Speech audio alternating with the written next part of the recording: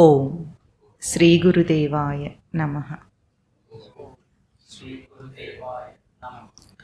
ఓం సల్లక్షణ సమారంభాం చిదానందేతి మధ్యమాం అస్మదాచార్య పర్యంతాం వందే గురు పరంపరాం. ఓం గీతామృత మహోదధయే నమః. ఓం గీతామృత ఆస్వాద ఆనందాయ నమః.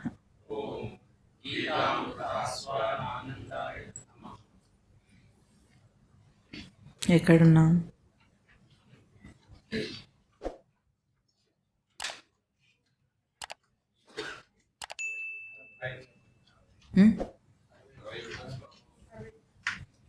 అరవై రెండు నుండి 2వ అధ్యాయం 62వ శ్లోకం. ధ్యాయతో విషయాన్ పుంసః సంగస్తేషూపజాయతే సంగాత్ సంజాయతే కామః కామాత్ క్రోధోభిజాయతే క్రోధాత్ భవతి సమ్మోహః సమ్మోహాత్ స్మృతివిభ్రమః స్మృతిభ్రంశాత్ బుద్ధినాశః బుద్ధినాశాత్ ప్రణశ్యతి రాగద్వేష వియుక్తైస్తు విషయాన్ ఇంద్రియైశ్చరన్ ఆత్మవశ్యైర్విధేయాత్మా ప్రసాదం అధిగచ్చతి. ప్రసాదే సర్వదుఃఖానాం హానిర్ అస్య ఉపజాయతే ప్రసన్నచేతసో హ్యాసు బుద్ధిః పర్యవతిష్ఠతి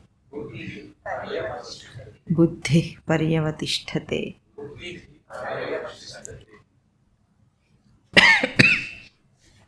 ఈ శ్లోకాలను ఈరోజు మననం చేద్దాం.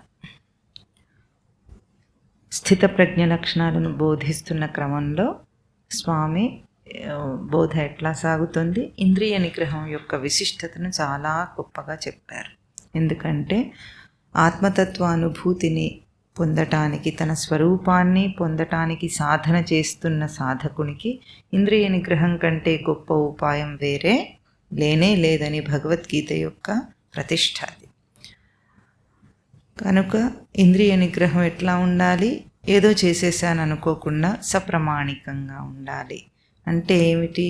ఏ కారణం చేత ఇంద్రియ నిగ్రహం చేస్తున్నాడో తెలిసి, అంటే బయట అనిమాది సిద్ధుల కోసం చేసే ఇంద్రియ నిగ్రహం కాకుండా, కోరికల కోసం చేసే ఇంద్రియ నిగ్రహం కాకుండా ఉండి కేవలం ఆత్మతత్వ విషయం కోసం చేసే ఇంద్రియ నిగ్రహము అది స్థిరమైన ప్రజ్ఞాని, అదే తనకు స్థిరంగా ఉంటుంది. లేకపోతే ఎట్లా ఉంటుంది? మళ్ళీ ఇంద్రియములు పూర్వపు రూపానికి వెళ్ళిపోయి బలీయమై ఆ సాధకుణ్ణి వశం చేసుకుంటాయన్న ఒక అవాంతరాన్ని పోయినసారి స్వామి చెప్పారు. కనుక కేవలం ఆత్మతత్వమును కోరి మాత్రమే ఇంద్రియ నిగ్రహమును ఆచరించాలి. ఇప్పుడు ఆ క్రమంలో ఎట్లా తీసుకొస్తున్నారంటే, అట్లా ఆచరించేటప్పుడు ఏమవుతుంది అసలు అని. అట్లా ఆచరించేటప్పుడు కాదు, అసలు ఎటువంటి అవాంతరాలు వస్తాయి, మనం ఊహించకుండా ఎట్లా ఉంటుంది. ఆ క్రమంలో ఏం చెప్తున్నారు ఇవాళ? లోకంలో ఎవరైనా కావాలని పాపం చేయాలనుకుంటారా? దుష్టుడు కూడా అనుకోడు. వాడు చేస్తున్నానని, పాపమే చేస్తున్నాను కావాలని చెయ్యాలి అట్లా ఎవరైనా అనుకుంటారా? అనుకోరు.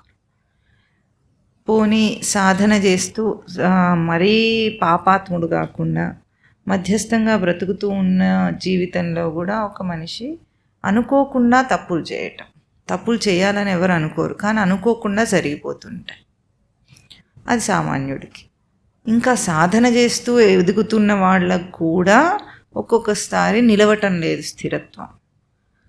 ఇట్లా పతనం అవ్వటానికి కారణాలు ఏమిటి అని టెక్నికల్ ఎక్స్ప్లెనేషన్ ఉంటుంది వాళ్ళు. అంటే అంచెలంచెలుగా ఎట్లా దిగజారుతాడు మనిషి. మనకేం తెలుస్తుంది? ఇప్పుడు నడుస్తున్నాం, కాలు జారి పడ్డా, జారటానికి ఎంత టైం పడుతుందండి? ఎట్లా జారాము, ఏం జారాము అంతా మనకు తెలిసే లోపల జారిపడి ఉంటాం, అంతేనా? మనకు తెలియదు, అప్పటికప్పుడు ఇన్స్టెంట్గా జరిగిపోతుంది. తర్వాత చూసుకుంటే నేను స్థిరంగానే నడుస్తున్నవాడు సడన్గా జారిపోయాడన్న మన భాష. ఆ సడన్గా ఏం జరిగింది? ఆ కాలు జారినప్పుడు, పడేటప్పుడు అంత మధ్యలో ఎందుకు నిలదొక్కుకోలేకపోయాం? పక్కన ఏదైనా పట్టుకొని ఉండొచ్చు కదా. అట్లాంటిది కూడా జరగదు, అంత వేగంగా జారిపట్టడం అనేది జరుగుతుంది. భౌతికంగా ఇది మనకు అర్థమైంది కదా. చేయి జారటమో, బండి జారటమో, ఏదైనా సరే, కాలు జారటం, ఇవి జారటం అనేది ఎంత వేగంగా జరుగుతుందో, మనిషి బయట ఒక తప్పుడు ప్రవర్తన చేయటానికి ముందు లోపల కూడా ఇంతే వేగంగా ఒక ప్రక్రియ జరుగుతుంది.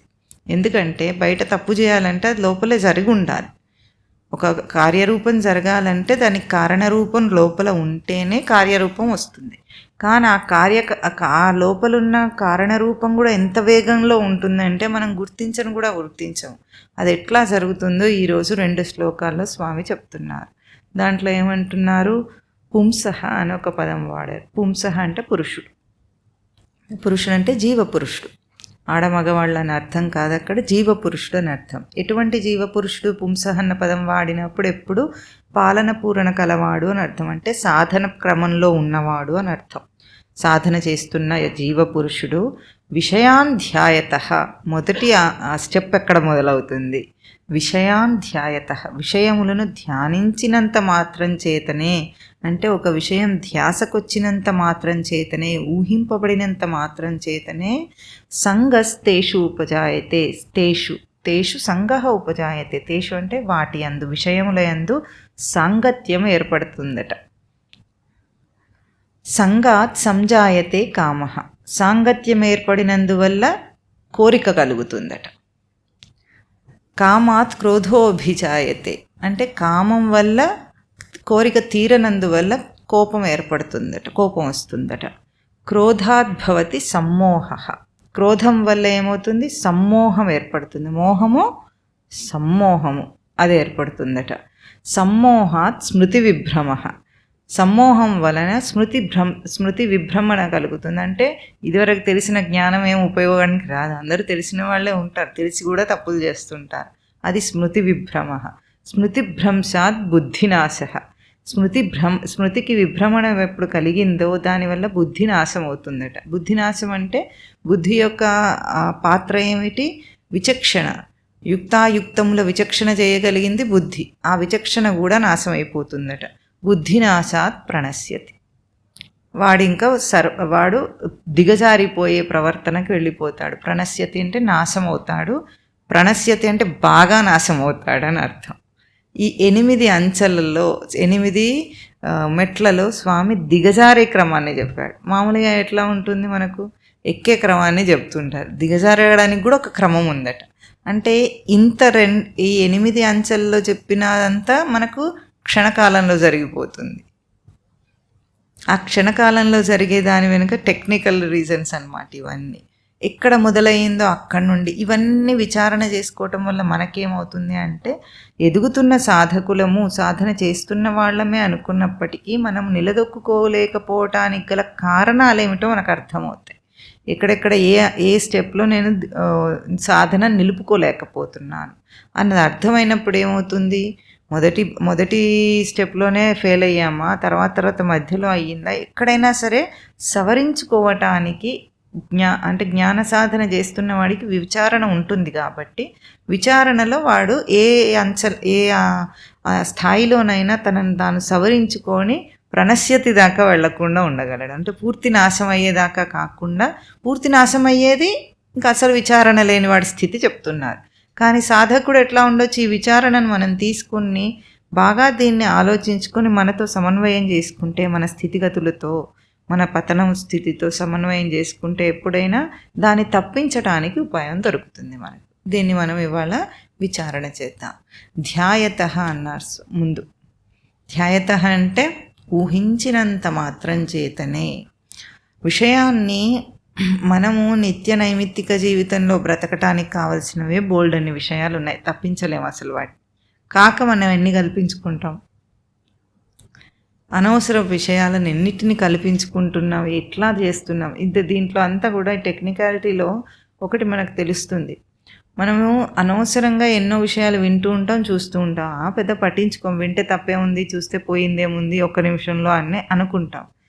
కానీ ఇదంతా జరగటానికి ఆ ఒక్క స్పర్శ చాలు ఇంత పతనం అవ్వటానికి. దీన్నే ఈ కాలంలో సైన్స్ పరిభాషలో ఏమంటారంటే, ఏ మాట విన్నా, ఏది చూసిన సంఘటన అది మనం ఇట్లా చూసి అట్లా వెళ్ళిపోతాం, కానీ అది సబ్కాన్షియస్ మైండ్లో రిజిస్టర్ అవుతుంది అని ఈ కాలం భాష. దాన్నే మన భాషలో చిత్తంలో అది దాన్ని ముద్ర వేస్తుంది అన్నమాట. చిత్తంలో దాకా వెళుతుంది, అది వెళ్లకుండా ఉండదు ఏది విన్నా ఏది చూసినా. కనుకనే ఇక్కడ స్వామి హెచ్చరిక ఏమిటంటే, ధ్యాయతః విషయాన్ ధ్యాయతః, విషయమును అనవసరంగా అధ్యాస మాత్రం కూడా ఉండద్దు, జోలికి కూడా వెళ్ళొద్దు అన్నది ఇక్కడ బాగా హెచ్చరిక చేస్తున్నదంట. అక్కడ మొదలైతే అరటిపండు తొక్క మీద కాలేసినట్టు అనమాట. తర్వాత ఎంతసేపు పడుతుంది జారటానికి, అంతే. ఆ తొక్క మీద కాలేసేటప్పుడు ఎట్లా జాగ్రత్తగా ఉండాలి నడిచేటప్పుడు అనుకుంటామో, బయట వ్యవహారంలో తిరిగేటప్పుడు కూడా మనం అనవసరపు విషయాలను కూడా ఊహించద్దు. ఊహించినంత మాత్రం చేత ఊహించడం అంటే ఊరికే ఉండలేక మనకే ఆలోచన పుడుతుంది అంటాం చాలాసార్లు. అంతే. ధ్యాయతః సంగస్తేషు ఉపజాయతే అంటున్నారు. దానివల్ల సాంగత్యం అంటే ఒక ఆలోచన వచ్చింది. ఆలోచన వచ్చిన తర్వాత దాన్ని మనకు అవసరం లేనిదే వచ్చింది అనుకుందాం. మన వ్యవహారంలో మనకు అవసరం లేకుండా కూడా ఒక ఆలోచన వస్తుంది. అప్పుడు ఇది తెలుసుకున్న సాధకుడు ఏం చేయాలి, దాన్ని వదిలేయాలి. అంటే సాంగత్యం ఏర్పడకుండా జాగ్రత్త పడాలి. వస్తే వచ్చింది, పుడితే పుట్టింది, మనసు చంచలం కాబట్టి. అసలు ఎందుకు పుడుతుంది అంటే అది దాన్ని మనం టెండెన్సీస్ అంటాం. టెండెన్సీస్ అంటే దానివైపు మొగ్గు చూపుతాం అన్నమాట. దేనివైపు మొగ్గు చూపుతాము, పూర్వవాసనలు ఏముంటే దానివైపు మొగ్గు చూపుతాం. పూర్వజన్మ సంస్కారాలు పూర్వవాసనలు ఏవి ఉంటాయో వాటి వైపు తొందరగా మనం మొగ్గు చూపుతాం. ఆ మొగ్గు చూపినప్పుడు దాని ధ్యాస ఊహకు వచ్చింది అనుకుందాం. ఏం చేయాలి, వదిలేయాలి. ఇంకా దాని మీద మళ్ళీ సాంగత్యం పెట్టుకోకుండా చేసుకోవాలి. కొంచెం సేపు ఆ ఆలోచనను సస్టైన్ చేసామనుకోండి, సంగహ ఉపజాయతే, దాంతో సాంగత్యం ఏర్పడుతుంది. ఇంకా అది కాసేపు బుర్రను కెలుకుతూ ఉంటుందన్నమాట. ఆ కెలికిన తర్వాత కాసేపు ఇంకా అట్లాగే దాన్ని ఎంటర్టైన్ చేసామంటే, దాన్ని పోషించామంటే, ఆలోచనను కానీ విషయాన్ని కానీ పోషించినప్పుడు ఏమవుతుంది, అది వెంటనే సంగాత్ సంజాయతే కామః, కోరిక రూపం దాలుస్తుంది. కోరిక కలగనంత వరకు ఏ ఆలోచన చెడ్డది కాదు. కోరిక కలిగితే అది మనిషిని బతకనివ్వదు. ఎట్లా చేస్తుంది కోరిక అనేది, ఎట్లా ఉంటుందంటే, ఇప్పుడు మనిషికి డబ్బు సంపాదించటం అనేది ఒక అవసరం, అవునా కదా? అందరు సంపాదిస్తారు, తప్పు కూడా లేదు. సంపాదనలో కొంచెం మెరుగ్గా సంపాదించాలనుకుంటారు, కొంచెం ఎదగాలనుకుంటారు, అది కూడా తప్పు కాదు. కానీ నశలాగా ఉందనుకోండి, అంటే అది ఒక మత్తులాగా ఎక్కుతుంది కొందరికి. డబ్బు సంపాదించడమే లక్ష్యంగా, అదేమిటి, కోరిక యొక్క తీవ్ర రూపం. ఏ కోరికైనా ఈరోజు మనకు కొన్ని సర్వేలు చేస్తే తెలుస్తుంది, జైల్లో నేరగాళ్ళు ఉంటారు. ఆ నేరాలు చేసిన వాళ్ళకి కౌన్సిలింగ్ క్లాసెస్ ఇస్తారు. చాలామంది ఆధ్యాత్మికవేత్తల చేత కూడా వాళ్ళకి కౌన్సిలింగ్ క్లాసెస్ ఇప్పిస్తుంటారు. అప్పుడు బయటపడే విషయాలు ఏమిటి అంటే, ఎంతోమంది దాంట్లో పుట్టుకతోనే దుష్టులు దుర్మార్గులు ఏమి ఉండరు, క్షణికావేశంలో చేసిన తప్పులు చాలా ఉంటాయి. ఆ క్షణిక ఆవేశం ఎట్లా ఉంటుంది, వాగ్వివాదం, పోట్లాటలు. ఈ కాలంలో చూస్తే భార్యాభర్తలు పోట్లాడుకొని హత్యలు ఆత్మహత్యలు రెండూ చేస్తున్నారా లేదు? అందులో అంత పెద్ద విశేషమే ఉండదు. ఒకరి మీద ఒకరికి అనుమానము, వాద ప్రతివాదనలు పెరిగి అట్లాంటివి జరిగిపోతున్నాయి. అది ఎందుకు వచ్చింది, దాని వెనుక బ్యాక్గ్రౌండ్ ఏమిటంటే క్షణకాలమైన ఆవేశం, అదంతే. ఆ క్షణాన ఓపిక పట్టుంటే కాస్త తర్వాత మాట్లాడుకుంటూ సర్దుకుంటాయి. విడిపోతారు కానీ చావటాల్సిన అవసరాలు ఉండవు. అది ఎట్లాగైతే బయటికి మనకు కనిపిస్తుందో, ప్రతి చిన్న విషయంలో మనకు కూడా ఆ క్షణిక ఆవేశం వస్తుందన్నమాట. ఆ క్షణిక ఆవేశంలో మనము ఆ బ్యాలెన్స్ కోల్పోతాం. అది ఇక్కడ చెప్తున్నారు. ధ్యాయతః, అది ఎప్పుడైతే తీవ్ర రూపం దాలుస్తుందో, కోరిక తీవ్రమైనప్పుడు, ఆసక్తి ఎక్కువైనప్పుడు, సంగం అంటే ఆసక్తి, ఆ ఆసక్తి కొద్దిగా మనం ఎంటర్టైన్ చేసినంత మాత్రం చేతనే కోరిక రూపం దాలుస్తుందట. ఇక కోరిక రూపం దాల్చిన తర్వాత దాన్ని కంట్రోల్ చేయటం చాలా కష్టం. ఎందుకు? తీవ్రమైన కోరిక వల్లనే కదా మోసాలు, మానభంగాలు, హత్యలు, ఇవన్నీ లోకంలో ఏ నేరాలు ఘోరాలు అవన్నీ వాటి వెనుక ఏముంటుంది? తీవ్రమైన కోరిక. Beg, borrow or steal, do the job. ఏదన్నా చేయి, నేను అది సాధించాలి. డబ్బు సంపాదించే క్రమంలో ఈరోజు ఇన్ని అక్రమాలు జరుగుతున్నాయంటే ఓపెన్గా ఎంత మన కళ్ళకు కట్టినట్టు కనిపిస్తుంది. సమాజం అంతా డబ్బు సంపాదించడం కోసం ఎంత ఇప్పుడు అడ్వర్టైజ్మెంట్ చేసేవాళ్ళు, ఇప్పుడు ఫుడ్ అడల్ట్రేషన్ చేసేవాళ్ళు, వాళ్ళందరూ ఎందుకు చేస్తున్నారు? కానీ వైద్యము, ఆహారము, విద్య, ఈ 3 మనిషికి బేసిక్ నీడ్స్. వాటిలో ఎంత మోసాలు జరుగుతున్నాయంటే మనిషికి కనికరం కూడా లేదా అనిపిస్తుంది. అంత ఎందుకయింది? కేవలం డబ్బు సంపాదన అనేది వాడి నెత్తి మీదకి ఎక్కి కూర్చుంది కాబట్టి. ఆ కోరిక డబ్బు సంపాదన మీద ఉంటుంది, కీర్తి ప్రతిష్టల మీద ఉంటుంది, దేని మీదనైనా ఉండొచ్చు. ఇట్లా ఎప్పుడైతే ఆ కోరిక తీవ్ర రూపం దాలుస్తుందో కామాత్ క్రోధ అభిజాయతే, అది తీర్చుకోవడానికి అడ్డం వచ్చిన వాడిని ప్రతి వాడి మీద క్రోధం ఏర్పడుతుంది. ఇంకొక విషయం ఇక్కడ, అసలు కామాత్ క్రోధో అభిజాయతే అని నేరుగా చెప్పారు అక్కడ. అంటే కామం తీరనందువల్ల కోరిక క్రోధం వస్తుంది అన్నారు. కోరిక తీరకుండా ఎప్పుడైనా ఉంటుందా? ఉండదా? అప్పుడప్పుడు తీరుతూ ఉంటుందా? చెప్పండి, మీరు చూద్దాం.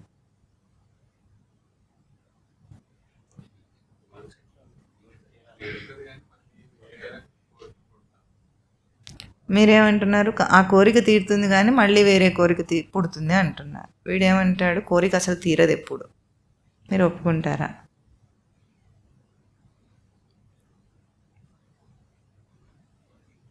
కొన్ని తీరుతాయి కదా, మీరు అట్లా అంటారని వీడికి తెలుసు, అందుకే అడిగాడు. కొన్ని తీరుతాయి, ఎందుకు చాలా కూడా తీరుతాయి, కానీ అసలు అయితే తీరవు అవి. ఎందుకంటే ఇప్పుడు ఏ కోరికకైనా ఒక గుడి సూత్రం ఏమిటి? ఎందుకు మనం కోరిక కోరుతాము?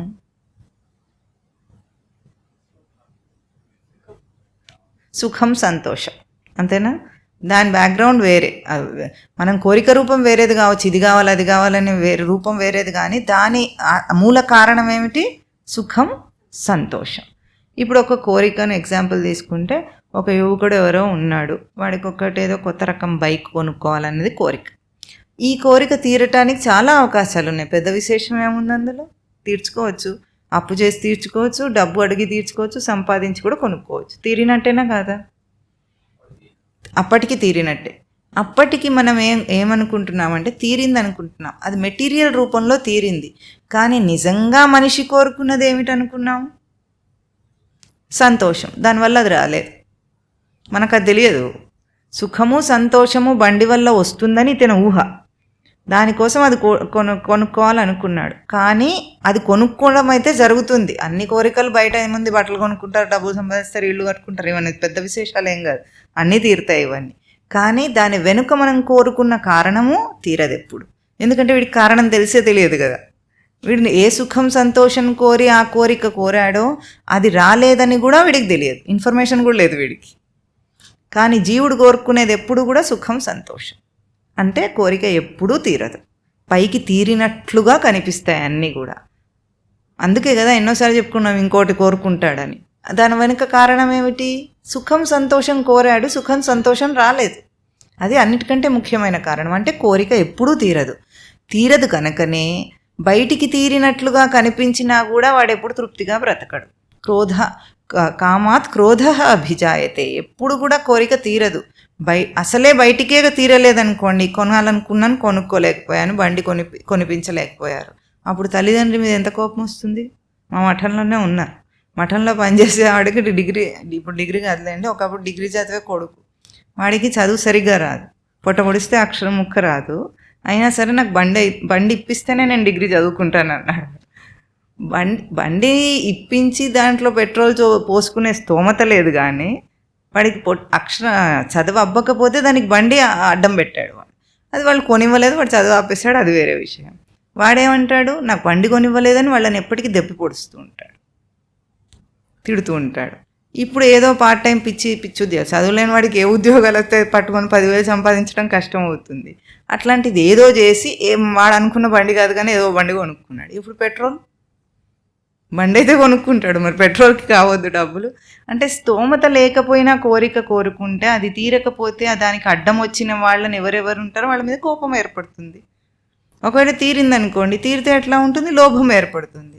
లోభం కూడా క్రోధానికి ఇంకొక రూపమే. క్రోధమైన లోభమైన అన్నీ కూడా స్వార్థంతో ఉండేవి కదా, ఈగోయిస్టిక్. అప్పుడేమవుతుంది, అది ఏదైతే ఉందో దానికి ఏదైనా అయ్యిందనుకో, అయితే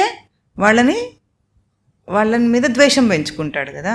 వాడు కొనుక్కున్నది ఏదైనా సరే వాడిది అన్న సొంతమైన దాని మీద మోహం వల్ల దాని మీద ద్వేషం ఏర్పడుతుంది. ఇది కూడా క్రోధమే కదా. అంటే కోరిక వల్ల ఎప్పుడైనా కామాత్ క్రోధ అభిజాయతే, క్రోధాత్ భవతి సమ్మోహ. క్రోధానికి ఇంకొక రూపం అసంతృప్తి. మనిషికి అసంతృప్తి కూడా ఉంది. ఎన్ని కోరికలు బయటివి తీరినా కూడా అసంతృప్తి ఉంది. ఈ క్రోధం అన్న పదం ఇక్కడ వాడిన దానికే ఇవన్నీ రూపాలు. వాడు మాత్రం తృప్తిగా ఎప్పుడు ఉండే ప్రసక్తే లేదు. కనుక కామాత్ క్రోధ అభిజాయతే, క్రోధాత్ భవతి సమ్మోహ. మోహం అంటే భ్రాంతి, ఇదివరకు చెప్పుకున్నాం. మోహం అంటే ఏమిటంటే అనేక విషయాలను కూర్చుకొని ఉన్నదాన్ని చూడలేకపోవటం. అనేక రకరకాలైన ఆలోచనలు చేసుకుంటూ ఉన్నదాన్ని సరిగ్గా చూడడు వాడు. ఏవేవో ఊహించుకున్న ఆలోచనల వల్ల ఉన్నదాన్ని చూడలేడు. ఎదురుగా ఏం జరిగిందో అది చూడడు వాడు. అయితే అది జరిగింది ఇది జరిగింది ఊహించుకుంటాడు. దీన్ని సమ్మోహం అంటారు. మోహం కూడా కాదట, సమ్మోహం అట. సమ్మోహం జరిగినప్పుడు ఏమవుతుంది? స్మృతి భ్రంశం అవుతుంది. ఎప్పుడైతే ఉన్నదాన్ని చూడలేకపోతామో స్మృతి భ్రంశం జరుగుతుంది అంటున్నారు. స్మృతి అంటే మనకు సచ్చిదానంద స్మృతి తెలుసు, నిజానికి అదే స్మృతి. సచ్చిదానంద స్మృతి తనకు అందుతూ ఉన్నదాని అందు భ్రంశము, డిస్ట్రాక్షన్. ఒక రే వస్తుందనుకోండి, అది చెదిరిపోతే ఏమవుతుంది? ఉదాహరణకి ఇప్పుడు సూర్యరశ్మి ఉంది. సూర్యరశ్మి ఎట్లా ఉంది? పరుచుకుని ఉంది.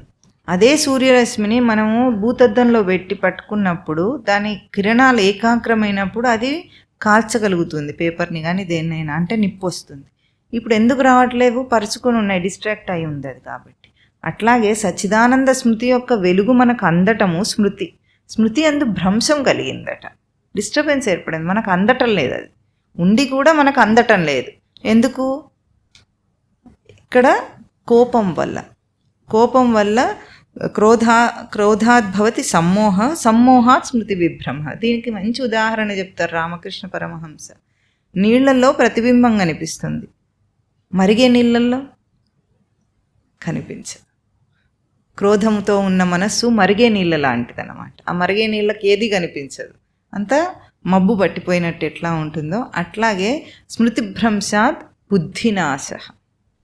స్మృతి ఎప్పుడైతే లోపల నుండి అందలేదో బుద్ధి నాశం అవుతుంది. ఎందుకు బుద్ధి నాశమైంది? బుద్ధి అనే ఒక వివేకము, విచారణ చేసే అంశం ఎట్లా, ఫ్యాకల్టీ ఎట్లా ఉంది? సచ్చిదానంద స్మృతి యొక్క తేజస్సు చేత అది నిర్ణయం చేయగలదు, విచారణ చేయగలదు, వివేకం చేయగలదు. ఏది యుక్తి, ఏది అయుక్తి, ఏది యుక్తమైనది, ఏది తగినది, ఏది తగనిది అని చేయగలిగింది బుద్ధి. ఇప్పుడు ఏమైంది? సచ్చిదానంద స్మృతి కిరణం అందటం లేదు దానికి. అందకపోయేటప్పటికి ఆ బుద్ధి నాశమైపోయింది. బుద్ధినాశాత్ ప్రణశ్యతి. ఇక వాడి దిగజారిన ప్రవర్తన ఎట్లా ఉంటుంది? కొండ మీద కాలు జారితే ఎక్కడ పడతాడంటే ఏం చెప్పలేం. వాడిని ఎక్కడ పడతాడు? ఎక్కడన్నా పడవచ్చు. వాడి వేగం ఏమిటి? ఇవేవి మనం క్యాలిక్యులేట్ చేసి చెప్పలేనివి ఎట్లాగో అట్లా పతనం అవుతాడట మనిషి ప్రవర్తనలో. ఈ పతనం అవటానికి అంతా ఇంత స్టెప్ వైజ్గా చెప్పిన దాంట్లో మనం నిగ్రహించగలిగింది ఎక్కడుంది? కోరిక తీవ్ర రూపం దాల్చకుండా చూడాలి. ఒక ఆలోచన వచ్చింది, మనసుకు సహజం ఆలోచన రావటం. ఎందుకంటే మనం అనేకమైన విషయాలకు మనం ఎదురుపడుతూ ఉంటాం. ఎందుకంటే బయట తిరుగుతున్న కాలంలో ఇంకా వ్యవహారం ఎక్కువ ఉన్న వాళ్ళకి ఎట్లా ఉంటుంది? అనేకమైన విషయాలు వింటాము, వాటి వల్ల మనకి ఏదో ఒకటి సంపర్కం వస్తుంది. ఆ సంపర్కం వచ్చినప్పుడు కోరిక తీవ్ర రూపం దాల్చకుండా చూడాలంటే అక్కడ దానికి సాంగత్యం ఏర్పడకుండా ఉండాలంటే we should not entertain it. తెలియకుండా కొద్దిపాటి ఎంటర్టైన్మెంట్. ఇప్పుడు మనకు ఏదో ఒక విషయం తెలిసింది, ఒక కొత్త కార్ మార్కెట్లోకి వచ్చింది, ఎవడో కొనుక్కున్నాడని తెలిసింది. దాని మీద సరే అని విని వదిలేస్తే పర్వాలేదు. ఇప్పుడు ఆ కార్ గురించి వివరాలు తెలుసుకునే ప్రయత్నం చేసాము అనుకోండి, వెంటనే ఏం కోరిక వస్తుంది? నేను కూడా ఈఎంఐ తీసుకొని ఇది మెయింటైన్ చేయగలనేమో అని వస్తుందా లేదా? అదే వాడు కొనుక్కున్నాను నాకెందుకు దాంతో అని అనుకొని విని వదిలేసి వచ్చేస్తే అక్కడ ఆపగలం మనం. సాంగత్యం ఏర్పడకుండా ఆపగలం. ముందు అటువంటి ధ్యాస కూడా, ధ్యాయత విషయాన్ అన్న చోట కూడా మనం ఎట్లా ఆపగలము? అటువంటి ధ్యాస ఎట్లా రాకుండా ఉండగలదంటే మనం వాటి జోలికి వెళ్లకుండా ఉండటం, మనది కాని అంశాల జోలికి వెళ్లకుండా ఉండటం అన్నిటికంటే ఉత్తమమైనది. అయినా వ్యవహారంలో తప్పటం లేదు. నలుగురితో మాట్లాడినప్పుడు ఏదో వినాల్సి వస్తుంది, అందరూ ఏదో కబుర్లు చెప్తూ ఉంటారు కదా, తప్పటం లేదు అని అనుకున్నప్పుడు ఆ తప్పని దాన్ని ఎట్లా విని వదిలేయటం అనే దాన్ని గట్టిగా అభ్యాసం చేయాలి. కించిత్ మాత్రం కూడా ఆ విషయాన్ని తెచ్చి మనం ఇంకొకరికి చెప్పామంటే మనం ఎంటర్టైన్ చేసామని అర్థం. చెప్పింది అక్కడే వదిలిపెట్టకుండా తీసుకెళ్ళి ఇంట్లో వాళ్ళకి చెప్పొచ్చామనుకోండి, వాడు అది చేశాడట, వీడితో కొనుక్కున్నాడట, అప్పుడు ఏమవుతుంది? కాసేపు దాని మీద డిస్కషన్ నడుస్తుంది. డిస్కషన్ నడిచేటప్పటికి కోరిక కలగటం అనేది సంఘం వల్ల, అంటే కొంతసేపు దాన్ని సస్టైన్ చేయటం వల్ల కోరిక ఏర్పడింది. ఇక్కడ మనం ఆపగలం. ఆ తర్వాత తీవ్ర రూపమే దాల్చిందనుకుందాం. ఆ క్రోధం అనే ఆ అంశాలకి వెళ్లకుండా ఉండగలగాలి సాధకుడు. ఎప్పుడు ఒక్కొక్కసారి జారిపోయాం, కోపం వచ్చింది, వెంటనే నిగ్రహించుకోవాలి. ఎందుకు? బుద్ధినాశమయ్యి ప్రణశ్యతి దాకా వెళ్ళకముందే ఆ క్రోధాన్ని నిగ్రహించుకోగలగాలి. ఎప్పుడు వస్తుంది? ఇంద్రియ నిగ్రహం వల్లనే క్రోధాన్ని కూడా అణచడం సాధ్యం. ఇంద్రియ నిగ్రహం వాడికి లేని వాడికి రాదు. ఎందుకంటే ఉదాహరణకు చెప్పాలంటే ఎవరో ఒకసారి స్వామివారికి ఇట్లా ఏదో చెప్తూ ఉంటే కోపం ఆవేశం వస్తూ ఉంటాయి కదా, ఉప్పు కారం తినేవాళ్ళకి ఎందుకు రాకుండా ఉంటుందండి కోపం అన్నదట ఆవిడ. స్వామివారు అన్నారట, ఉప్పు కారం తింటాం మానేయమ్మ, ఇంతే కదా అన్నాడు. తెలుసు ఉప్పు కారాలు తింటుంటే పౌరుషం వస్తుందని అర్థమైంది కదా, మొత్తం మానేస్తే అయిపోయింది కదా, రాకుండా ఉంటుంది. అందుకు కదా సాత్విక ఆహారం తినాలని చెప్పేది. దాని తర్వాత శ్లోకంలో చెప్పుకుందాం ఇవన్నిటికీ. ఇట్లా ఏ అంశంలో కొద్దిపాటి మనకు సూచనాత్మకంగా మనం ఎక్కడ గుర్తించినా సరే జారి పూర్తిగా కింద పడి నడ్డి విరిగే లోపల మనం నిగ్రహించుకోగలగాలి. ప్రణశ్యతి దాకా వెళితే మాత్రం వాడు పూర్తి పతన స్థితి, అంటే పశుతుల్యం అవుతాడు.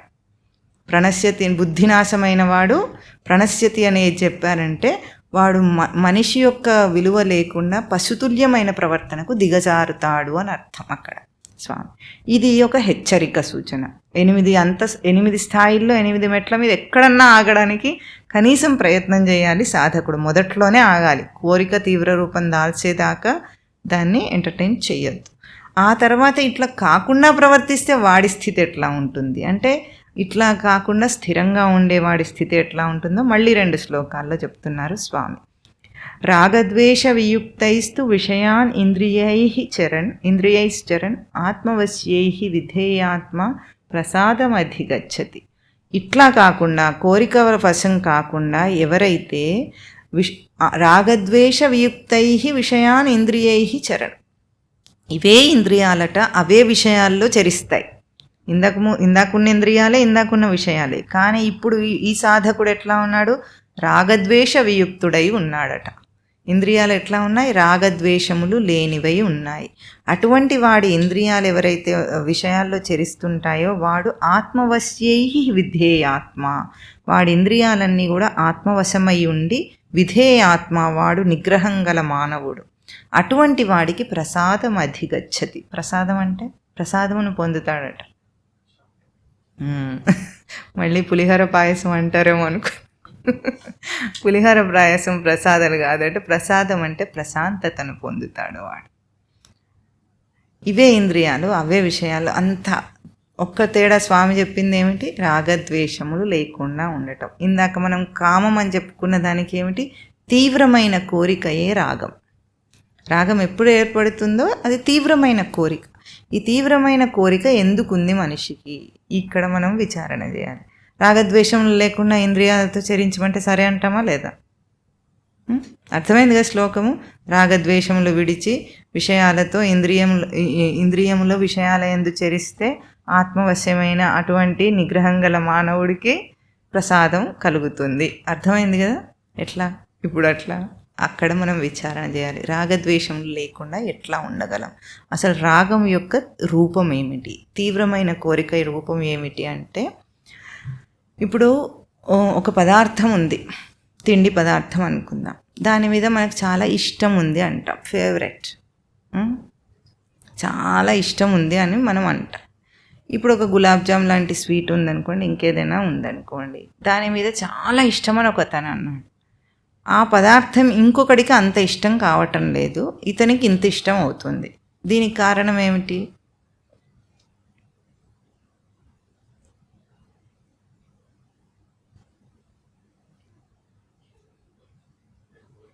వాళ్ళ అభిరుచులు అంటాం మనం మామూలుగా, అంతేనా? టేస్ట్.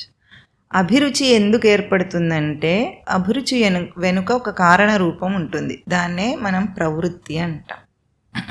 మన ఇష్టాలను బట్టి మన ప్రవృత్తులు ఏమిటో చెప్పచ్చు. సాధారణంగా సత్వరజస్తమో గుణాలు 3 గుణాలు ఉంటాయి. ఏ గుణము ఉన్నవాడికి, ఏ గుణం ప్రధానంగా ఉన్న వాళ్ళకి అటువంటి అభిరుచులు ఏర్పడతాయి. తిండి విషయంతోనే పోల్చుకొని చూసుకుంటే ఇప్పుడు కారాలు, మిరియాలు, మసాలాలు, ఘాట్లు చాలా ఇష్టం ఉన్న మనిషి ఎవరైనా ఉన్నాడు అంటే అతనిది రజోగుణ ప్రధానమైన ప్రవృత్తి అని అర్థం. అది ఆల్రెడీ అతనికి రజోగుణ ప్రధానమైన ప్రవృత్తి ఉంది. ఇవి తినటం వల్ల రజోగుణం ఇంకాస్త పెరుగుతుంది. అంటే కారాలు, మిరియాలు అవి తిన్నప్పుడు పౌరుషము, వేగము, తొందరపాటుతనం ఇవన్నీ చాలా ఎక్కువ ఉంటాయి. ప్రొవకేటివ్ యాటిట్యూడ్ అంటారు. రజోగుణం అంటే ప్రొవకేటివ్ యాటిట్యూడ్. అది దాన్ని అన్నిటికీ కూడా ప్రేరణ చేసి ప్రొవకేట్ చేస్తూ ఉంటుంది లోపల నుండి. కావాలనుకున్నా నిగ్రహించలేకపోవడానికి కారణం ఏమిటి? అతనికి రజోగుణ ప్రధానమైన ప్రవృత్తి ఉంది. మనం ఏం చేయాలి అట్లాంటప్పుడు? ఎవరైతే వాళ్ళని వాళ్ళు ఇట్లా గుర్తించుకుంటారో ప్రయత్నపూర్వకంగా అటువంటి ఆహారాన్ని అవాయిడ్ చేయాలి. నాకు కోపం ఎక్కువ ఉందనే సాధకుడు ఎవరైనా గుర్తిస్తుంటే, ఆవేశము, కోపము, వెంటనే చికాకు రావటం ఇవన్నీ ఎక్కువ ఉన్నాయని గుర్తిస్తే ఏం చేయాలి? వెంటనే వాటిని ప్రొవకేట్ చేసే ఆ ఆహార పదార్థాలను ఆపేయాలి. అప్పుడు కొంత సాధనకు సపోర్ట్ వస్తుందన్నమాట. ఇతను నిగ్రహించాలనుకుంటున్నాడు, ఇప్పుడు వాటిని వృద్ధి చేసే ఆహారాన్ని ఆపగలుగుతున్నాడు. అదే విషయం తమోగుణ ప్రధానమైన ఆహారాలు ఉంటాయి. మద్య మాంసాలు, ఉల్లిపాయలు, వెల్లుల్లిపాయలు ఇవన్నీ తమోగుణ కారణాలైన ఆహారాలు. ఇప్పుడు తమోగుణం ఏమిటి? లెథర్జీ, ఇనర్షియా, ఎంత బద్ధకము, అనాలోచితము, బుద్ధి వివేకం, బుద్ధిమాంద్యము ఇవన్నీ ఉంటాయి. అంటే బుద్ధికి ఏది కూడా లౌకికంగా కూడా ఏది సరిగ్గా తట్టదు, అవగాహన అవ్వదు, బద్ధకం ఉంటుంది, అంటే అతి నిదానంగా చేస్తుంటాడు. ఇవన్నీ కూడా తమో గుణకారక. అవగాహన కాకపోవటం, ఒక పేజీ చదువుతారు, చదివిన అవగాహన కాదు కొంతమందికి, మళ్ళీ చదువుతాడు, ధ్యాస నిలపలేడు. ఒక పేజీ చదవటంలోనే ఎంతోమంది ఈ కాలంలో చాలా పెరిగిపోయింది అది. తీవ్రమైన తమో గుణం ఉన్నప్పుడు ఏం చేయాలి? మద్య మాంసాలు, అన్ని వ్యసనాలు, బయట ఉన్న అన్ని వ్యసనాలు, ఉల్లిపాయలు, వెల్లుల్లిపాయలకు దూరంగా ఉండాలి. అప్పుడు ఏమవుతుంది? ఎదగాలనుకునే సాధకులకు ఇవన్నీ, ముట్టి వాళ్ళకి ఇవన్నీ చెప్పలేదు, వాడు ఏడుస్తాడు. కానీ ఎదగాలనుకున్న సాధకులకు ఎందులో నేను పతనం అవుతున్నాను, నేను ఎందుకు నిగ్రహించుకోలేకపోతున్నానని గుర్తించటానికి మన అభిరుచులను బట్టి మన ప్రవృత్తిని తెలుసుకొని ఆ ప్రవృత్తిని నిగ్రహించటానికి వీటిని నిగ్రహిస్తే ప్రవృత్తి నిగ్రహింపబడుతుంది. తద్వారా వెనుక చెప్పిన ఆ కోరికలు కలగటం అనేది ఆగిపోతుంది. ఇది ఒక టెక్నాలజీ, ఎట్లా లోపల మనం బ్యాలెన్స్ చేసుకోవటం అనేది. ఇప్పుడు సత్వగుణ ప్రధానమైన దాంట్లో ఎట్లా ఉంటుంది? రసభరితమైన ఆహారాన్ని తిన్నప్పుడు సత్వగుణ వృద్ధి అవుతుంది అంటారు. నేతిలో వండినవి కానీ, పళ్ళు, ఫలాలు కానీ ఇట్లా రసభరితమైనవి, ఎండిపోయినవి కాకుండా రసభరితంగా ఉండేవి తిన్నప్పుడు సత్వగుణ వృద్ధి అవుతుంది. సత్వగుణం కూడా ఒక రకంగా బంధమే. ఇప్పుడు అతి తీవ్రమైన కోరికల్లో డబ్బు సంపాదన కాకుండా తీవ్రంగా చదువు మీద కోరిక ఉన్న వాళ్ళు కూడా ఉంటారు. అది లౌకికంగా మంచిదే కావచ్చు, జ్ఞాన సముపార్జన అన్నది లౌకికంగా మంచిదే, కానీ అది కూడా బంధం అవుతుంది. కానీ శుద్ధ సత్వానికి ఎదగాలనుకున్నప్పుడు సత్వగుణం వైపు ప్రయాణించి సత్వగుణాన్ని కూడా తొలగించుకొని శుద్ధ సత్వానికి ఎదుగుతాడు మనిషి. సత్వగుణం కూడా ఏమి లౌకిక సత్వగుణం మంచిదేం కాదు, అది కూడా బంధంలో పడేస్తుంది. ఇప్పుడు బాగా చదువుకుంటాడు, మంచిదే, అహంకారం రాదు, పాండిత్య అహంకారం వస్తుంది, జ్ఞానాహంకారం వస్తుంది, నేనే సాధించానన్న అహంకారాలు ఇవన్నీ కూడా వస్తాయి. ఇవన్నీ కూడా బంధమే. కానీ రజోతమో గుణాలను అతిక్రమించి సత్వగుణానికి ఎదగాలి, సత్వగుణాన్ని అతిక్రమించి శుద్ధ సత్వాన్ని అందుకోవాలి. ఇది క్రమం. అందుకే ఆహార నియమాలన్నీ మన అభిరుచులను ముందే మనం కనిపెట్టి ఆ అభిరుచులను మనకి ఉన్నాయి కాబట్టి ఈ గుణం నాకు ఉంది అని గుర్తించి వాటిని నిగ్రహించడానికి ఆహారాన్ని మనం మార్చుకోగలం. ఇది మనకు భౌతికంగా తెలుస్తుంది కాబట్టి. గుణం లోపల ఉంది, తెలియదు కదా. అభిరుచిని బట్టి గుణం తెలుస్తుంది, ప్రవర్తనను బట్టి గుణం తెలుస్తుంది. మనం అందరితో ప్రవర్తించేటప్పుడు ఎట్లా ప్రవర్తిస్తున్నాం, ఈర్ష్య అసూయలు ఇవన్నీ ఎట్లా కలుగుతాయి అనుకున్నారు? చిన్నపాటి కోరిక లోకంలో ఉంటే. ఇప్పుడు రజోగుణంలో గొప్పతనం కావాలనుకుంటారు. గొప్పతనం అంటే ఏమిటి? కీర్తి ప్రతిష్టల మీద కూడా ఆకాంక్ష ఉంటుంది. కీర్తి ప్రతిష్టలు అంటే మనమేమనుకుంటాం, పెద్ద సన్మానాలు చేస్తారు, అందరికీ అవకాశం వస్తుందా? రాదు. కానీ చిన్నపాటి మెప్పు కోరుకుంటాం మనం. చిన్న పని చేసినా సరే ఎట్లా జరిగిందంటే ఎవరైనా మెచ్చుకోవాలి. అది కూడా కీర్తి ప్రతిష్టలే చిన్న సైజులో, అంతేనా కదా? ఇంట్లో ఆడవాళ్ళు వంట చేస్తే కూడా బాగుందా బాగుందా అని అడుగుతారు. అంటే దాని అర్థం ఏమిటి? వాళ్ళు బాగుందంటే వీళ్ళకి మెప్పు, వీళ్ళకి ఆనందం. ఆ చిన్న మెప్పు కోరుకోవటం తప్పు కాదు, కానీ అది ప్రవృత్తిగా మారి వేరే విషయంలో కూడా గొప్పతనాన్ని ఆకాంక్షిస్తుంది అన్నమాట. ఎట్లా చేయాలి? అన్అటాచ్డ్గా రిజల్ట్ ఎప్పుడైతే ప్రతిఫలాన్ని ఆశించకుండా చేయాలని వెనుక చాలాసార్లు చెప్పారు స్వామి. అంటే ఏమిటి? ఏమీ కోరకు, నువ్వు మెప్పు కోరకు, ఏం చేయకు, కానీ నీ ప్రయత్న లోపం లేకుండా సరిగ్గా ఆచరించడానికి ఏదైనా కర్మ చేయొచ్చు, కానీ అందులో ఆసక్తి ఉండకూడదు మనకు. అది బాగా, అంటే చిన్న విషయాల్లో కూడా. ఇంకా కొన్ని విషయాలు ఎట్లా ఉంటాయి, నలుగురు మాట్లాడుకుంటూనే ఉంటారు, మామూలుగానే ఉంటారు, కానీ ఒకటే విషయం వాడిది వాడు గొప్పగా చెప్పుకుంటూ ఉంటే వీరికి తెలియకుండా మన వాళ్ళలో మనకే కూడా ఈర్ష్య అసూయల లోపల తెలియకుండా కలుగుతాయి. ఇది ఎట్లా ఉంటుంది? మా వాడి చదువుకున్నాడు, మా వాడికి సీట్ వచ్చింది, మా వాడికి ఉద్యోగం వచ్చింది చెప్తుంటే మన ఫ్రెండే, మంచిదే కదా మన ఫ్రెండ్ కొడుకుకి వస్తే, కానీ 4 సార్లు చెప్పేటప్పటికి నా కొడుక్కి ఇవి రాలేదే అని అనిపిస్తుందా లేదా? అంటే పిల్లలు బాగుపడటం అనేది మంచిదే, ఆ కోరిక ఉండటం, కానీ ఇది చేస్తేనే అది అవుతుంది అని అనుకుంటే పోయే. వాడికి సీట్ వచ్చి వాడు బాగుపడితే మంచిదే ఫ్రెండ్ కొడుకు, మన వాడికి ఇంకోటి ఏదో వస్తుంది కదా. అంతలో వాడి మీద ఈర్ష్య ఎందుకు కలిగింది? ఆ కోరిక ఉంది కాబట్టి కలిగింది. కోరిక లేని చోట ఈర్ష్య కలగదు. కోరిక లేని వాడిని ఎవ్వరూ ఏం చెలింపజేయలేరు. ఎవరి వల్లనైనా మనకి ఏ రకమైన చలనమైన వస్తుంది, మన ప్రవృత్తిలో ఏదైనా వేగం వచ్చింది అంటే మనకు ఒక కోరిక ఉంది అని అర్థం. ఆ కోరికని బీజ రూపంలోనే మార్చేయాలి, తప్పింపజేయాలని పోయిన వారం చెప్పుకున్నాం.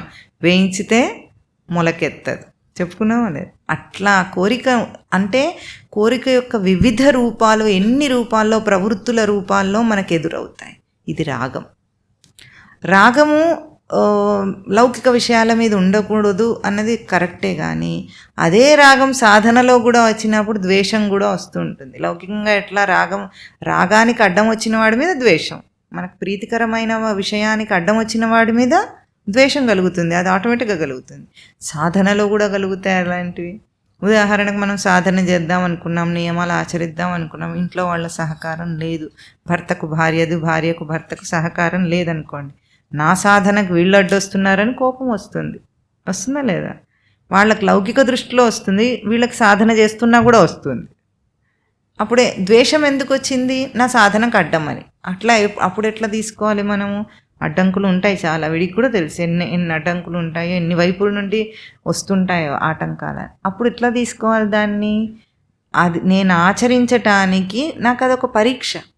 ఎందుకంటే ఎవరికైనా సాఫీగా ఉన్నవాడు ఏదైనా చేస్తాడు, అడ్డంకులు వచ్చినప్పుడు ఆచరించేవాడు కదా గొప్పతనం. వాడు సాధకుడు, లేకపోతే సామాన్యుడు. అడ్డంకు రాగానే వదిలేస్తే సామాన్యుడు, అడ్డంకులు ఉన్నా కూడా సాధన చేస్తే సాధకుడు. దాన్ని ద్వేషంగా తీసుకోనక్కర్లేదు, మన స్థిరత్వాన్ని నిలుపుకోవటానికి పరీక్షగా తీసుకోవాలి. ఇప్పుడు ఉదాహరణకు మనం ఏదో గుంజపాతి ఏదో కట్టబోతున్నాం, టెంట్ వేసుకోబోతున్నాం, దాన్ని ఏం చేస్తాం? పాతిన తర్వాత ఊపి చూస్తాం, అంతేనా? ఎందుకు ఊపాము? ఊడగొట్టడానికి ఊపామా, ఉంచడానికి ఊపామా, గట్టిపట్టడానికి ఊపామా? గట్టిపరచడానికే ఊపాము. ఊగిందంటే కాస్త మళ్ళీ 4 దెబ్బలు కొడితే అది కూర్చుంటుంది, అంతే కదా. ఊగకపోతే మంచిదే, ఊగిందంటే గట్టిపరచాలి, అంతే. సృష్టి కూడా మనకు అట్లాంటివే చేస్తుంది. 4 దెబ్బలు కొట్టి గట్టిపరచాలంటే గట్టిపరుస్తుంది, లేదా ఒక చిన్నదానికే నిలదొక్కున్నామంటే గట్టిగానే ఉన్నారని వదిలేస్తుంది. అంటే ఇనీషియల్ స్టేజెస్లో మనం సాధనలో ముందుకెడుతున్నప్పుడు తప్పకుండా ఆటంకాలు వచ్చినట్టుగానే అనిపిస్తాయి మనకు, కానీ చిన్న చిన్న వాటిని అతిక్రమించి మన స్థిరత్వాన్ని నిలుపుకోగలిగితే, ఒకటే ఒక లక్ష్యం ఏమిటి సాధకుడికి? స్థిరత్వాన్ని నిలుపుకోవటం. ఎందుకంటే స్థిరత్వము, శాంతి, ప్రశాంతత ఇవన్నీ కూడా మనకు సహజ లక్షణాలు. కానీ ఇప్పుడు పరిస్థితి ఎట్లా ఉంది? అశాంతి, అస్థిరత్వము, అయోమయము, ఆందోళన ఇవన్నీ సహజంలాగా ఉన్నాయి. అదేదో మనకు తెలియంది మనం ఏదో సంపాదించాలని అనుకుంటున్నాం. అంటే ఈ రివర్సల్ జరిగిందన్నమాట. మన సహజ లక్షణాలనేమో అసహజం చేసుకొని అసహజ లక్షణాలు సహజమన్నట్లుగా జీవిస్తున్న ఈ జీవితంలో జీవుడు తన స్వరూపాన్ని గుర్తించి స్థిరత్వాన్ని నిలుపుకోవటం అనేది చాలా ముఖ్యమైన అంశం. ఏ సాధన చేసినా సరే చివరికి మిగిలాల్సింది రెండే చూసుకోవాలి. నేను స్థిరంగా ఉన్నాను, ప్రశాంతంగా ఉన్నాను, ఇంకొకటి కూడా కలిపి తృప్తిగా ఉన్నాను. ఈ 3 చూసుకుంటే సాధన ముందుకు సాగిందని అర్థం. ఎంత చేసిన తర్వాతనైనా నేను స్థిరంగా ప్రవర్తన చేయలేకపోతే, నేను తృప్తిగా లేకపోతే, నేను ప్రశాంతంగా లేకపోతే అది సాధన కాదు. ఎక్కడో తప్పు జరిగిందనే అర్థం. తప్పు జరిగితేనే అంటే సాధన క్రమంలో కూడా రాగద్వేషాలు వస్తున్నాయేమో. సాధన క్రమంలో కూడా సాధన కూడా ఒక విషయమై రాగద్వేషాలు రావచ్చు. అట్లా జరుగుతుందేమో చూసుకో. అప్పుడే ఎవరైతే ఇటువంటి స్థితిని పొందుతాడో ఆత్మవశ్యేహి విధేయాత్మ. అట్లాంటి విధేయాత్మ అంటే అటువంటి ధారణ కలిగిన ఆ సాధకుడికి, ఆత్మవశమై ఉన్న ఇంద్రియాలు కలిగిన ఆ సాధకుడికి ప్రసాదం అధిగచ్చతి, ప్రశాంత స్థితిని పొందుతాడు. ప్రశాంతత అంటే ఏమిటి అంటే అణచివేయటం అని కాదు, అంటే శమింపజేయటం ప్రశాంతత. శమింపజేయటం అంటే అన్నిటినీ లేకుండా చేయటం. ఎట్లా లేకుండా చేస్తాము? అనగద్రొక్కి కాదు. నాది పైచేయి కావాలంటే పక్కవాడిని అనగద్రొక్కటం కాదు, అణచివేయటం కాదు లేకుండా చేయటం అంటే. తాను నిశ్చలంగా ఉండుట మాత్రం చేతనే అన్నిటినీ కూడా, ఇప్పుడు ఎట్లా ఉంటుంది, దీపం ఉంది, తాను నిశ్చలంగా వెలుగుతున్నంత మాత్రం చేతనే చీకటిని లేకుండా చేసింది. తను ఏం చేసింది ప్రయత్నం? తాను ఉన్నదంతే. ఆ నిశ్చల స్థితిని పొందిన సాధకుడు ప్రసాదం అధిగచ్చతి అని చెప్పాడు. ఆ ప్రసాదమును పొందిన వాడు ఎట్లా ఉంటాడట? ప్రసాదే సర్వదుఃఖానాం హాని అస్య ఉపజాయతే ప్రసన్నచేతసో హ్యాసు బుద్ధి పర్యవతిష్ఠతే అంటున్నారు స్వామి. ప్రసాదే, ఆ ప్రశాంతతయందు సర్వదుఃఖానాం హాని ఉపజాయతే, సర్వదుఃఖములకు కూడా నాశం కలుగుతుందట అక్కడ. అట్లా అంటే ఇంకా సమస్యలే ఉండవన్నమాట. ప్రశాంతత పొందిన తర్వాత ఇప్పుడున్న సమస్యలు ఏవీ ఉండవన్నమాట అని మీరు ఊహించుకోవద్దు. దుఃఖములన్నీ పోతాయంటే బయట నుండి వచ్చిన మనకు లౌకికమైన కష్టాలు ఉన్నాయి చూసారా, అవి పోతాయని అర్థం కాదు. ఎందుకంటే ఎక్కడైనా అవి పోవటం చూసారా, జ్ఞానికి పోవు, అజ్ఞానికి పోవు. కానీ దుఃఖం అనేది ఎక్కడుంది? దుఃఖం అనేది బయట విషయ రూపంలో లేదు, దాన్ని మనం అవగాహన చేసుకున్న రూపంలో ఉంది, దాన్ని కష్టంగా తీసుకునే రూపంలో ఉంది. అసలు మనిషికి ఉన్న కష్టం ఏమిటి? ఇందాక మనం చెప్పుకున్నాం, ప్రతి కోరికకు వెనుక ఉన్నది ఏమిటి? సుఖం, సంతోషం కావాలనే కోరిక. అట్లాగే ప్రతి దుఃఖం వెనకాల ఉన్న కారణం ఏమిటో చూడాలి. దుఃఖ కారణం ఏమిటి అంటే ఒకే దుఃఖం ఉంది జీవుడికి, తనను తాను తెలుసుకోవటం. నేనెవరో తెలుసుకోవాలనే స్వరూప దర్శనం కాలేదనే ఒక లేమిని అనుభవిస్తున్నాడు జీవుడు అనాదిగా. అదొక్కటే దుఃఖం. అన్ని దుఃఖాలకు అదే కారణం, స్వరూపం అందకపోవటం. కనుక ఇక్కడ ఏదైతే దుఃఖనాశనం అవుతుంది అని సర్వదుఃఖానాం హాని ఉపజాయతే అని ఏదైతే సర్వదుఃఖాలకు హాని జరుగుతుంది, నాశనం అవుతుంది అని చెప్తున్నారంటే సర్వదుఃఖాలకు మూలమైన దుఃఖం పోతుంది వాడికి. ఈ బయట మెటీరియల్ థింగ్స్లో వచ్చే కష్ట నష్టాలు అసలు లెక్క కాదు అవన్నీ. ఎందుకంటే దేహం ఉందనుకోండి, రోగం రావటం సహజం. జ్ఞానికి దేహానికి రోగం రాదా? కానీ జ్ఞాని అజ్ఞానికి రోగం వచ్చినప్పుడు వాడు బాధపడ్డట్టుగా వీడు బాధపడాడు, మూలుగుతాడు. కానీ వాడు బాధపడ్డట్టుగా నేను చచ్చిపోతాను, నేను భరించలేకపోతున్నాను, నేను ఉండలేకపోతున్నాను అనే మాటలు జ్ఞానికి ఉండవు. మూలుగటం కూడా ఉంటుంది. ఎందుకంటే నొప్పి అనేది ఒక సెన్స్.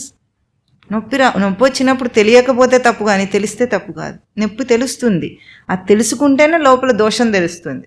ఈ కాలంలో ఏమైందో చెప్పమంటారా మీకు? లోపల ఏదైనా నొప్పి వస్తే వెంటనే ఒక పెయిన్ కిల్లర్ ఇస్తున్నారు డాక్టర్. నొప్పి అనేది ఎందుకు వస్తుందండి? ఇప్పుడు గ్యాస్ట్రిక్ ట్రబుల్లో ఒక నొప్పి వస్తుంది తీవ్రంగా. అది ఎందుకు వచ్చింది?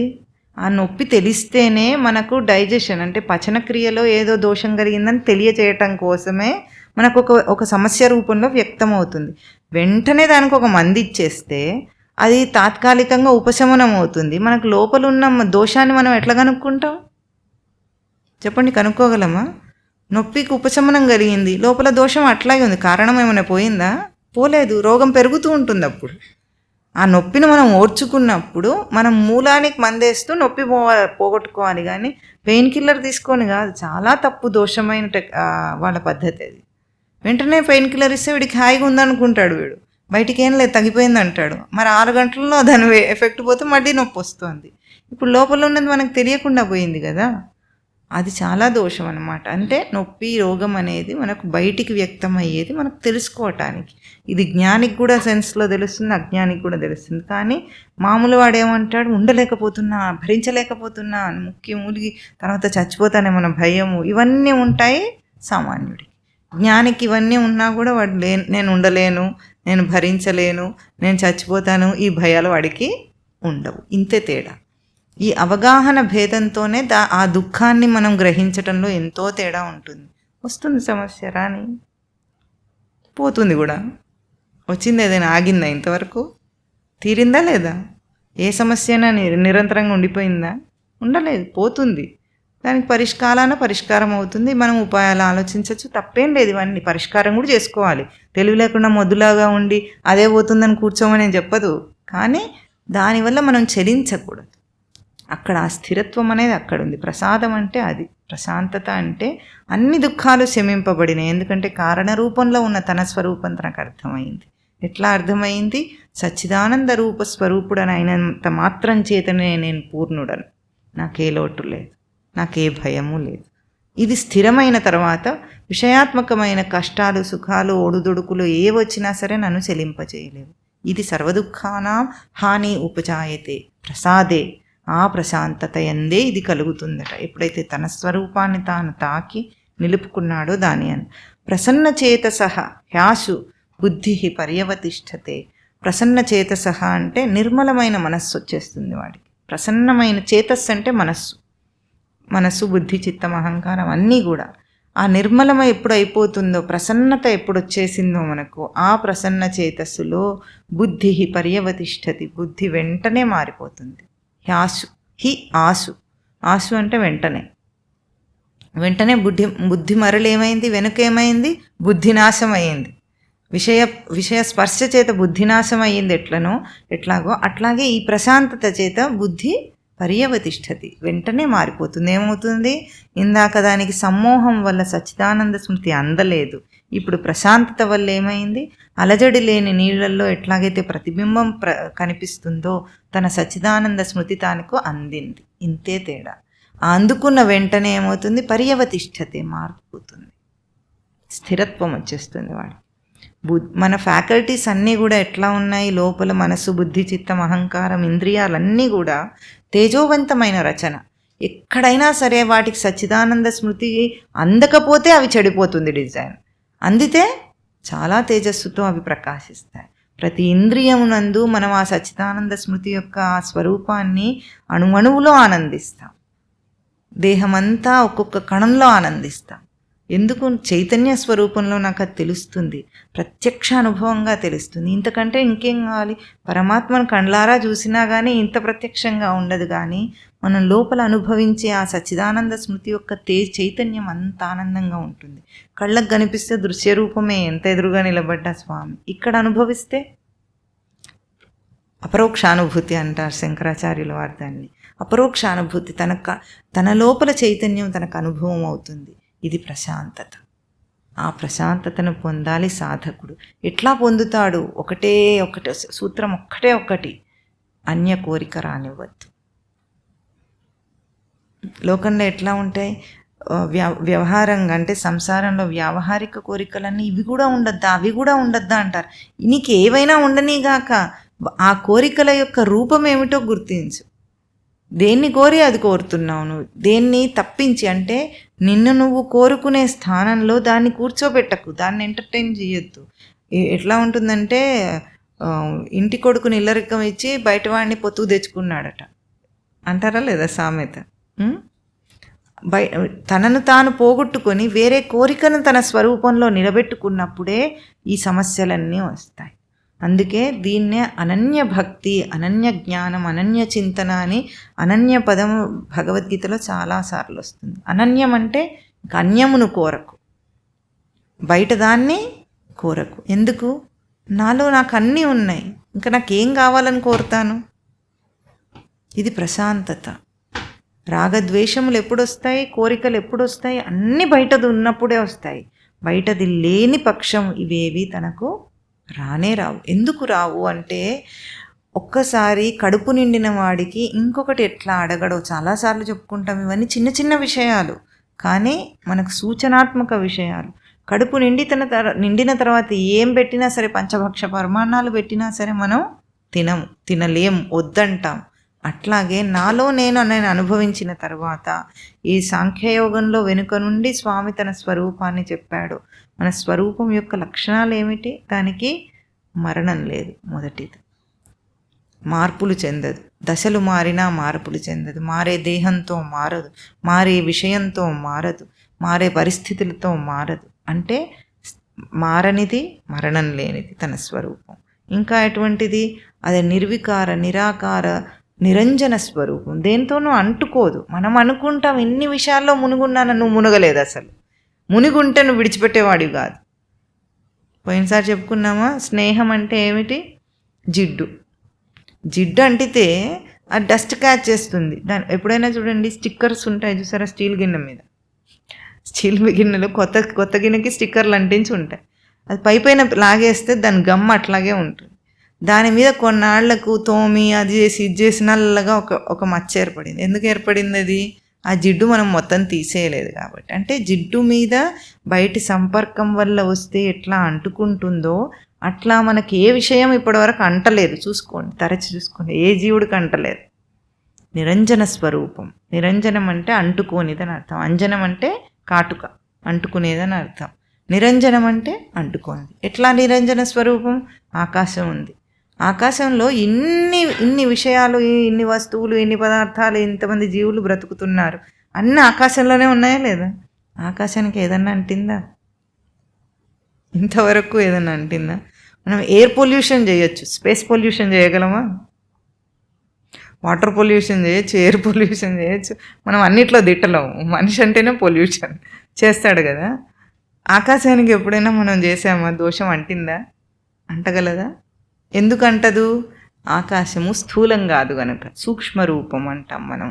స్థూల రూపానికి దోషాలు అంటుకుంటాయి. ఇప్పుడు గాలి కూడా కొద్ది గొప్ప స్థూల రూపమే, ఎందుకు? స్పర్శ ద్వారా తెలుస్తోంది కదా. ఆకాశం దేని ద్వారా కూడా మనకు తెలియదు, అనుభవంలోకి రాదు. అందుకే ఆకాశ శబ్దానికి అర్థం ఏమిటంటే స్మృతోకాశతే ఇది ఆకాశ, స్మరణలో వెలుగు ఆకాశం. అది మనకు అనుభూతిలో తప్ప భౌతికంగా తెలియదు, అంత సూక్ష్మమైనది ఆకాశం. అదే గాలి స్పర్శ ద్వారా తెలుస్తుంది కాబట్టి మనం దాన్ని పొల్యూట్ చేసేయగలుగుతాం. స్థూలత్వం, కొద్దిగా వాటి స్థూలత్వం వచ్చింది, కంటికి కనిపించదు కానీ స్పర్శ ద్వారా తెలుస్తుంది, దాన్ని మనం పొల్యూట్ చేసేసాం. నీరు ఇంకా భౌతికమైపోయింది, భూమి ఇంకా స్థూలమైపోయింది. స్థూలము భౌతికమైన వాటికి అన్ని దోషాలు అంటుకుంటాయి, సూక్ష్మము అభౌతికమైన దానికి దోషం అంటదు.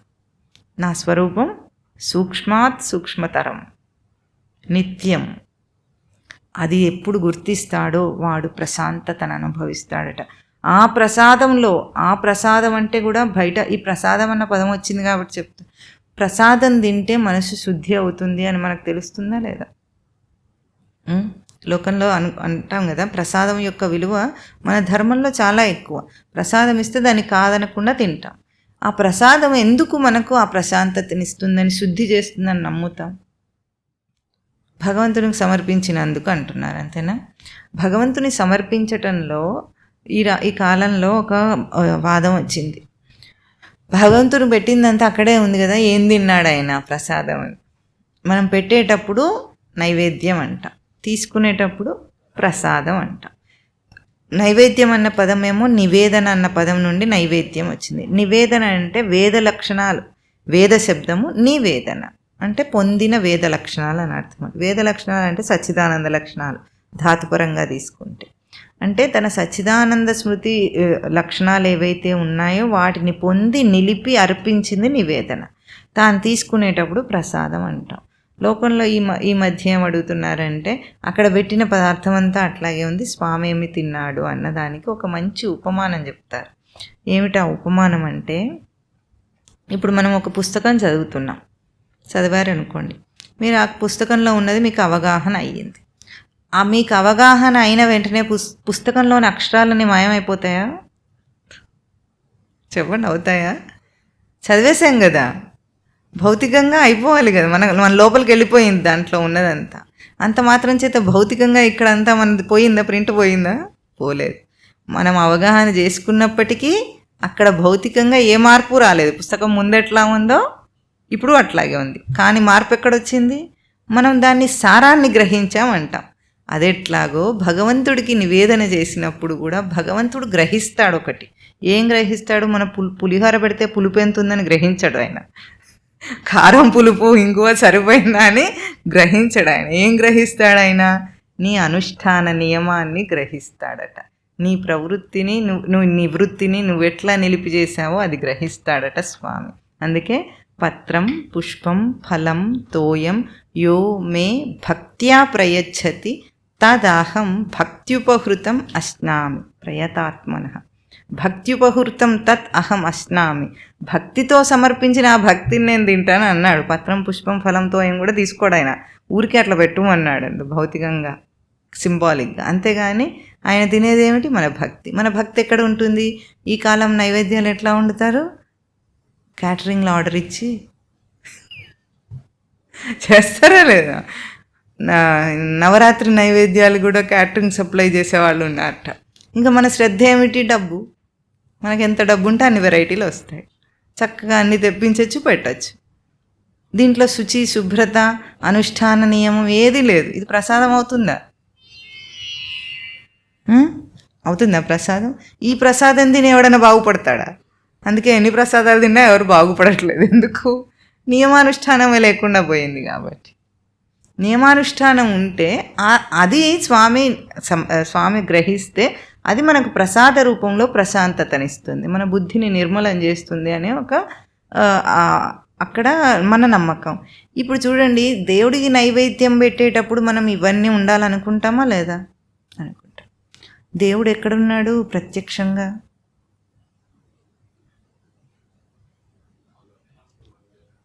అహం వైశ్వానరః భూత్వా ప్రాణినాం దేహమాశ్రితః ప్రాణాపాన సమాయుక్తః పచామ్యన్నం చతుర్విధం. నేను అహం, భగవంతుడు చెప్తున్నాడు, అహం వైశ్వానరః భూత్వా ప్రాణినాం దేహమాశ్రితః. వైశ్వానర జఠరాగ్ని రూపంలో ప్రతి ప్రాణి లోపల నేనుండి వాడు తిన్న అన్ని రకాల పంచభక్ష పరమాణాలన్నిటినీ కూడా ప్రాణ అపాన సమాన వాయు రూపంలో ఉండి పచనం చేస్తుంది నేను అంటున్నాడు. మనం లోపల ఉన్న వైశ్వానర జఠరాగ్నికి యజ్ఞం చేస్తున్నాం రోజు. యజ్ఞంలో ఆహుతులు ఎట్లా వేస్తున్నామో మనం తినే తిండి అట్లా లోపలికి వెళుతుందట. మరి ఇక మనం రోజు నైవేద్యంగా తినాలా, దేవుడికి పెట్టినప్పుడు అప్పుడప్పుడు తినాలా? అప్పుడు ప్రసాదం అధిగచ్చతి. ఊరికైనా ప్రసాదం అయిపోతుందా? ఊరికైనా ప్రశాంతత వచ్చేస్తుందా? ఇట్లా గుర్తించి బ్రతకటం కావాలి.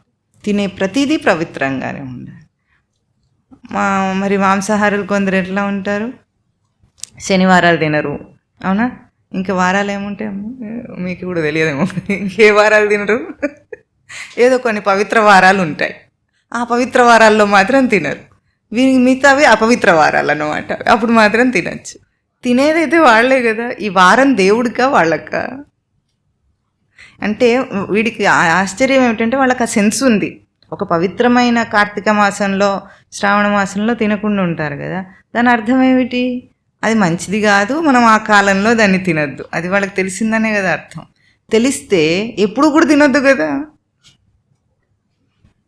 అది నీచమైంది. అయితే అంటే ఇంత మాత్రము వివేకంగా కూడా లేని కారణం దేనివల్ల?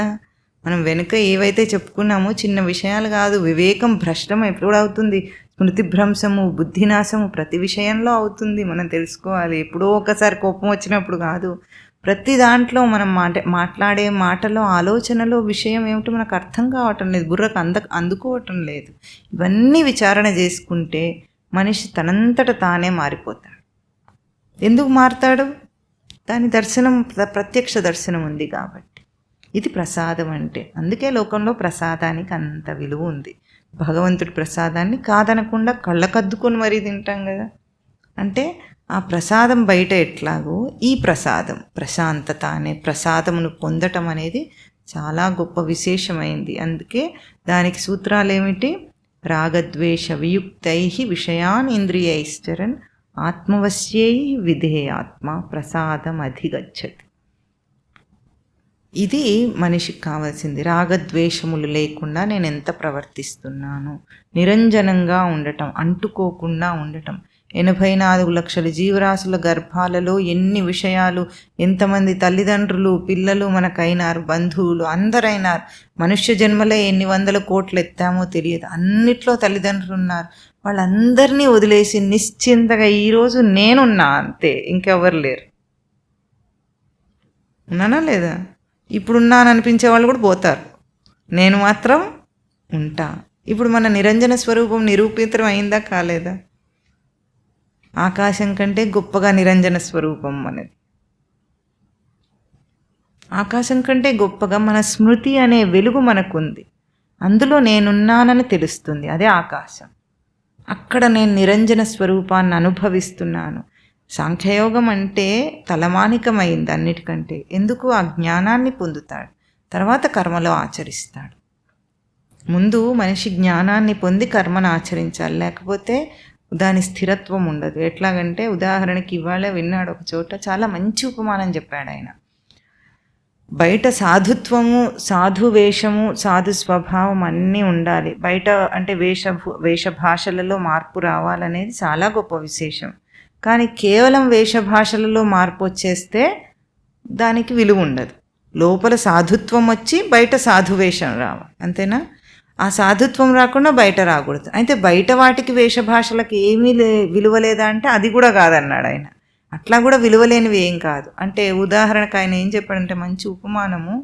పోలీసు ఉద్యోగం ఉంది, పోలీస్గా రిక్రూట్ అయ్యాడు. ఫస్ట్ ఏం చేస్తారు? ట్రైనింగ్ ఇస్తారు, తర్వాత యూనిఫామ్ ఇస్తారు, అంతేనా? ట్రైనింగ్ ఇచ్చి పోలీస్ లక్షణాల అభ్యాసం అయిన తర్వాత యూనిఫామ్ ఇచ్చారు.